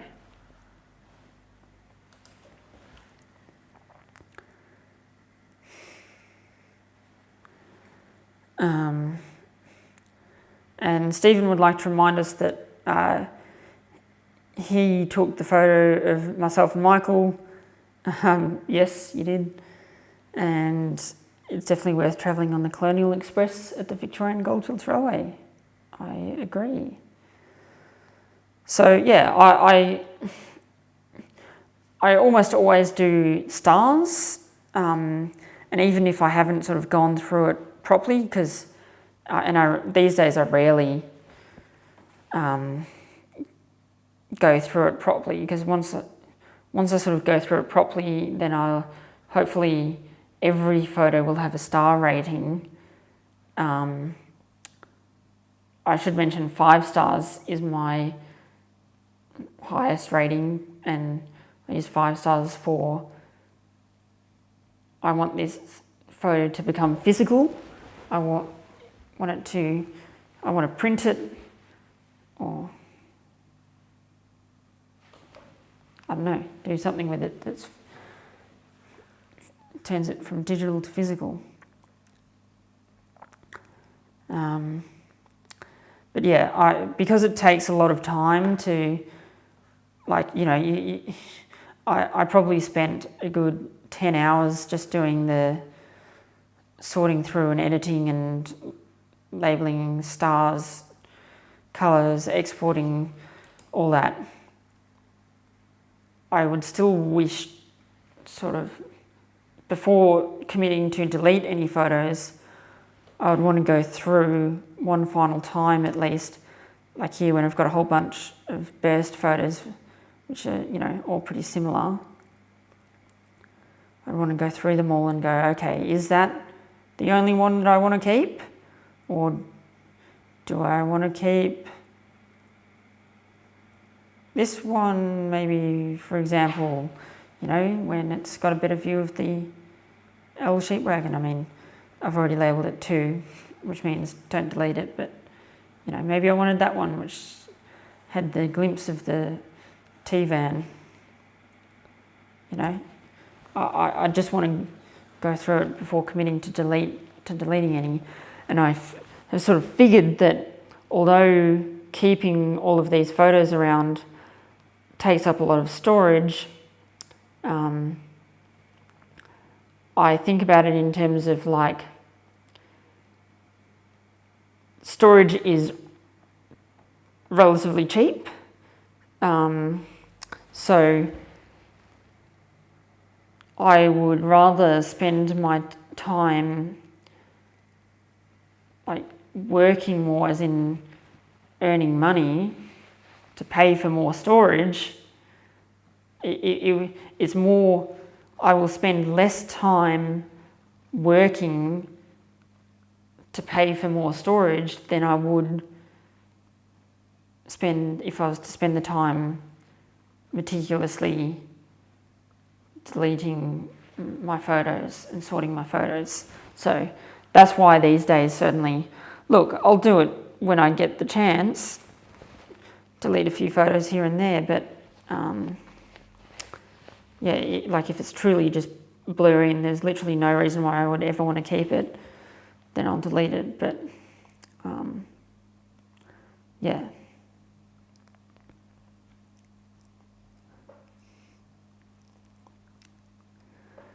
And Roderick says, a lot of photos can't be predicted. I'm spending a lot of my time finding relevant photos from 50 to 60 years ago to answer questions asked in groups today. Yeah, and there's certain things like, have I done it in this one?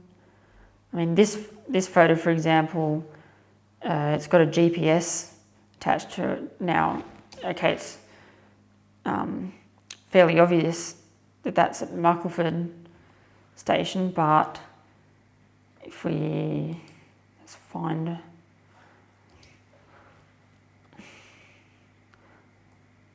like this photo, for example, where's that? Like where, no, that one doesn't have a GPS, so who knows where that is. But this one, I don't know exactly where we are. I know roughly where we are, but not exactly where we are. Oh, GPS coordinate. I can click on that. And it shows me, it's dumped us in Yay. Come on.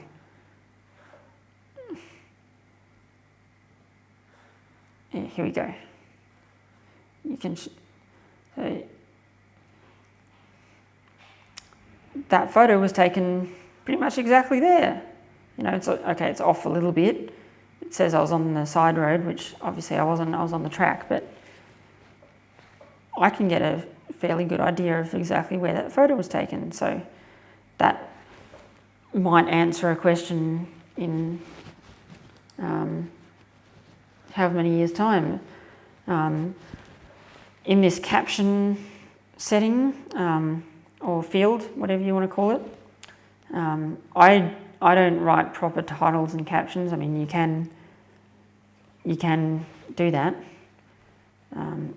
The copyright stuff is automatically put in there, but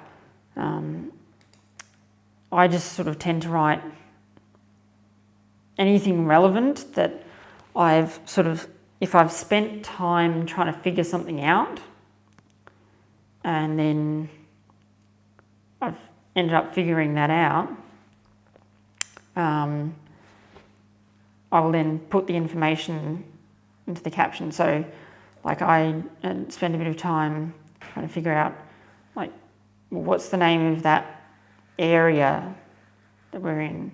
Oh, it's the Muckleford Nature Conservation Reserve, midway between Muckleford and Malden. Cool. I don't even need to look at the GPS.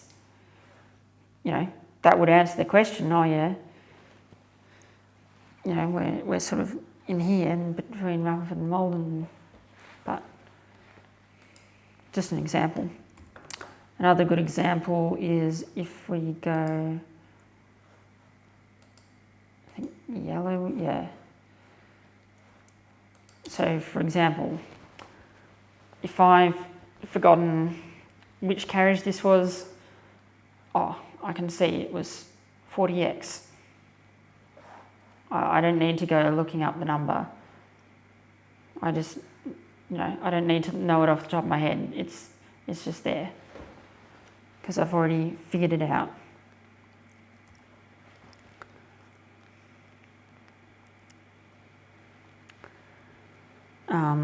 So yeah, Stephen, you might know the general area, like the Malden S curves, but if you want to know Which particular curve? Well,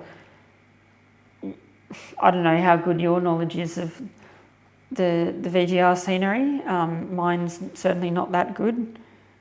So I couldn't look at a curve and tell you that's that curve. Perhaps some curves somewhere I could, but certainly not random photos that I took Malden. So yeah, the GPS comes in handy. Now, actually, why GPS is missing from some photos and is present in others is because actually the camera doesn't have a built-in GPS, which is really annoying. I wish it did. So it actually connects to my phone via Bluetooth and then piggybacks off of the GPS in my phone and records that. So, yeah, I mean, I've demonstrated to you a few things about how it can make things easy to find. Now, you know, that was sort of relevant with a folder with 2,000 photos, but for something like the Reedon line in South Australia, you know, I haven't done any real sorting on this. What am I talking about? South Australia? It's Ballarat. I'm thinking of something else. Some other Sudan. That's what I'm thinking of. Sudan in South Australia. One letter difference. But yeah, I'm just sort of saying that, you know, I wouldn't need to go full on colours and everything, probably just a few stars and whatnot. And yeah, I only sort of star it when it's complete and ready for exporting.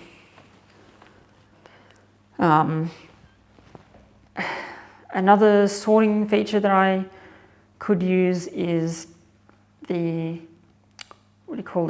quick collection. So it's particularly handy, like if I'm trying to gather photos from various different folders,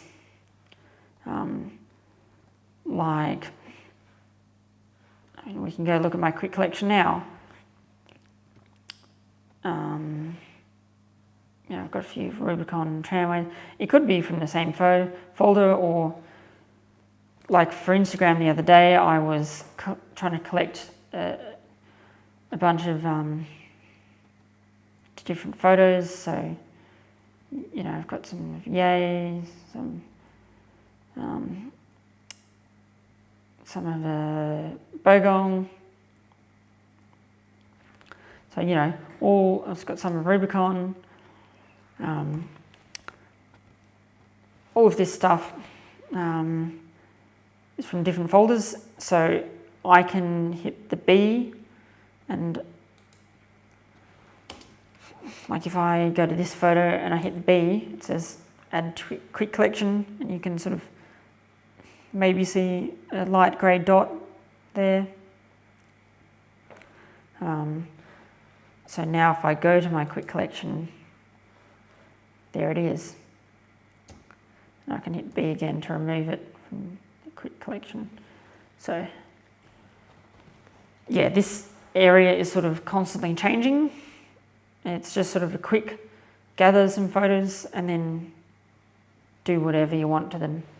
Like you might want to export them, or I can do this.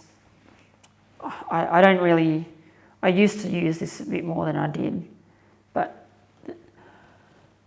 a bit more than I do now. I don't really use this now, but you can create these collections, either smart collections, which you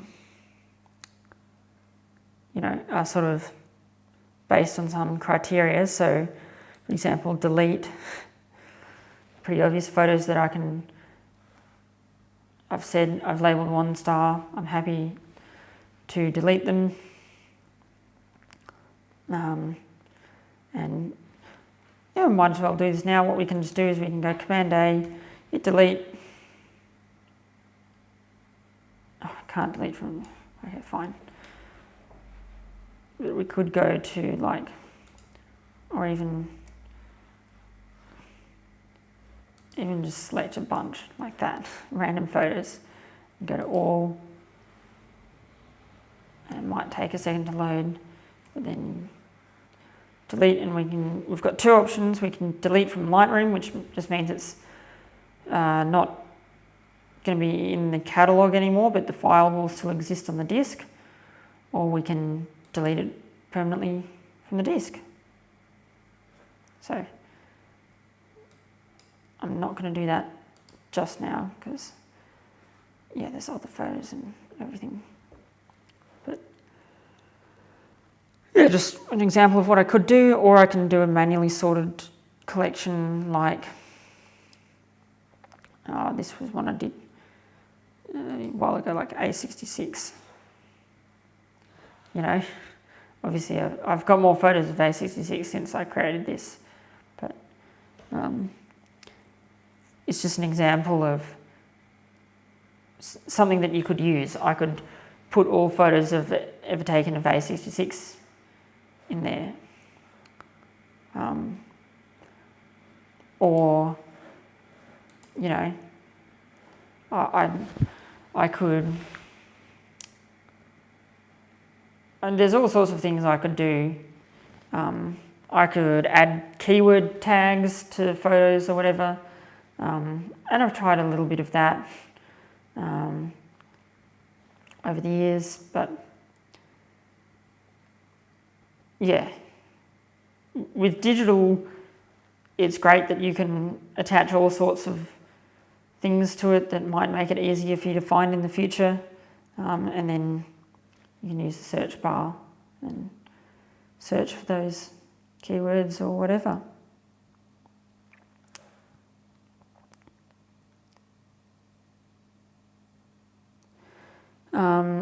Roderick says, it will be interesting when you hit 5 holidays to one area and want to assemble them as one. Well, we can say Rubicon, I've been to there about 5 times. It will actually be really easy because I can just search for Rubicon, and I've had, you know, lots of photos of there. So I can create a new smart collection, for example. I'm going to call it all of Rubicon. And then we need to have a criteria. So we're going to say the, maybe not file name, is there location? No. We can say any searchable text contains Rubicon.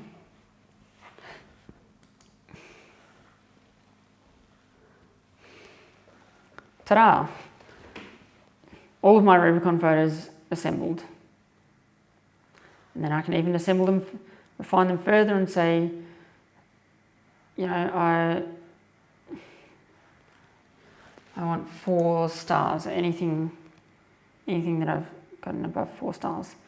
In the past, I've used colours when I had 2 Instagram accounts, Bernal Avenue and Bromley Travel. I used to label photos blue for Bromley Travel and red for Bernal Avenue, but these days with just the one account, I don't bother. So there you go. Or I could have done it manually, in that creating a manual collection and then, you know, finding all the Rubicon stuff and selecting all, dragging, dropping. There's various methods I could use. And again, this is where Lightroom, the sorting features in Lightroom come in real handy. There are other programs and whatnot which you can do similar things, but Lightroom is just a nice all-in-one thing, and you know, I've got the photo, I can edit the photo, it's all non-destructive, which I'll talk about next time. Yeah.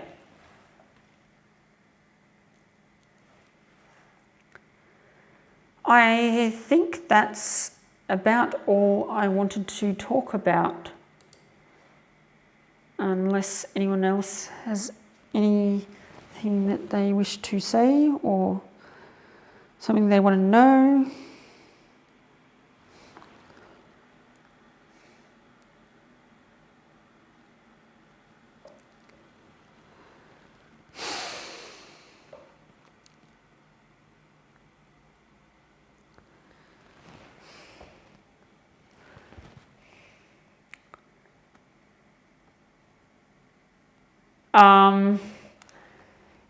Yes, Vandenbricks makes a good point.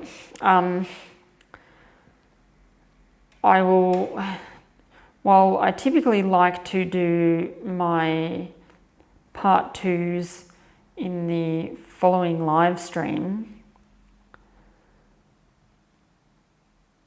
I had organised with Vandenbricks Oscar to go around to his place and run some of my model trains. We can't shift that to be 4 weeks from now. I haven't discussed 6 weeks from now, but I think that'll be right in exam time, and that's a recipe for disaster on my end. So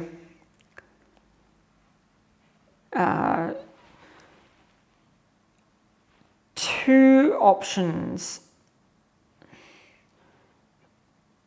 Option number one, I can do part 2 to this live stream next Friday, so 1 week from now. So we'll just have an extra time slot. Well, you know, same 9 p.m, but an extra live stream then. So I can sort of try and slot it in, and then we'll go back to our regular schedule. I'll do the model trains 1 in 2 weeks' time. Or we can skip next week like we otherwise would and have, so today, models in 2 weeks' time, photo editing in 4 weeks' time. So to simplify it, do you want photo editing in 1 week or photo editing in 4 weeks? Tell me.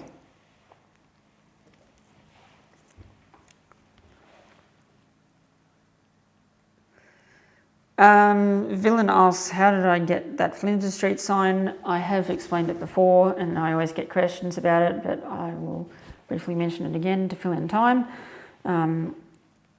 Basically, when they were doing the current round, or the latest round I should say, of sign replacements at Flinders Street, the old signs ended up in a contractor's yard. A friend of mine happened to be walking past that contractor's yard, saw the signs, went in, said, how much for those signs?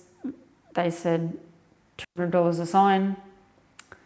He said, great, I'll take all of them, and on-sell them at cost price to railway enthusiasts, friends, whatever. So that's what he did. So he bought them off the contractor for $200 and then sold it to me for $200. So good deal if you ask me. That's how I ended up with Flinders Street 13. So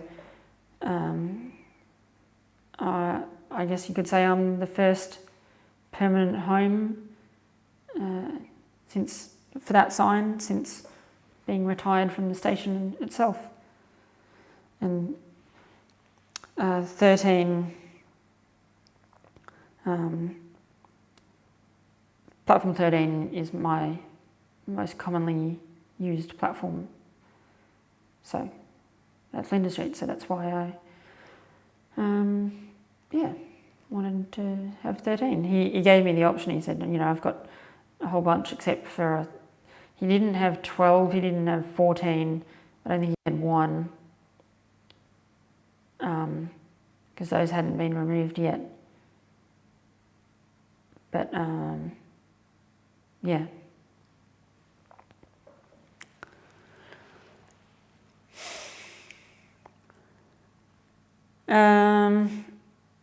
All right, Albert says photo editing in 4 weeks. Roderick says go for 4. And Stephen says agree with Rod. So 4 weeks it is. We'll do photo editing in 4 weeks' time. And I will, I'll rename this one to how I store and sort my photos. Okay. Thanks everyone for watching, and Albert says thanks for one of your more interesting streams. Yeah, I wanted, after I've done a bit of a run of slideshows, if you like, and while slideshows are nice and easy, I did want to change it up a little bit. So yeah, model trains will also be changing it up a bit. I want to get a few people on for interviews. I haven't really spoken to many people, but Les actually asked me, because he's finishing up the South Gippsland hike series videos soon, and he said to me, oh, can I come onto your live stream and we do like a live Q&A of the South Gippsland line? And I said, yeah, sounds awesome, because people did request that you come on the stream. So, Les was actually my first guest on live streams ever, when he was over at my place one time. But I don't think he will be able to actually come to my house for this Q&A or whatever, but he'll be on Zoom and I'll sort it all out. So yeah, it's good to change things up a bit, and we'll return to slideshows at some point in the future. And for next live stream, I'll probably look at lowering my camera a bit on the tripod, which is easier said than done. But there's multiple ways I could do it. Anyway, that's it. Thanks for watching. See you in 2 weeks' time. Not with that stuff in the background, but with some model trains. So I guess I won't be lowering my tripod, I'll be extending it then. Anyway, thanks for watching. See you later.